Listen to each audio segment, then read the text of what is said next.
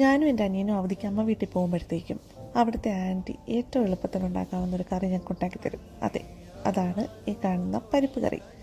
പക്ഷേ ഇങ്ങനെയൊന്നുമല്ല ആൻറ്റി ഉണ്ടാക്കുന്നത്. ഞാൻ എൻ്റെ വേർഷനിലൊരു പരിപ്പ് കറി ഉണ്ടാക്കിയതേ ഉള്ളൂ.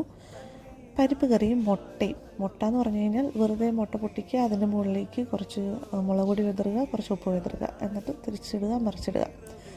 അതും പിന്നെ തൈരും.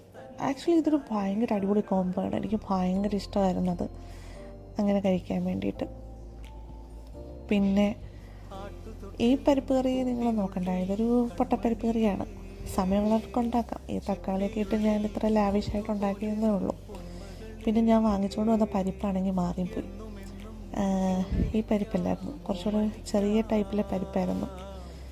പിന്നെ ഇത് രാത്രി ഞാൻ ഉണ്ടാക്കി വെച്ചു. രാവിലെ 2 ചപ്പാത്തിയും കുറച്ച് പരിപ്പും ഒരു ബുൾസൈല്ല, ആക്ച്വലി 2 മുട്ടയുടെ ബുൾസൈ ആയിരുന്നു. ഇതും കൂടെ കൂട്ടി കഴിച്ചു. പിന്നെ വേറെ ഒന്നുമില്ല. ശരി.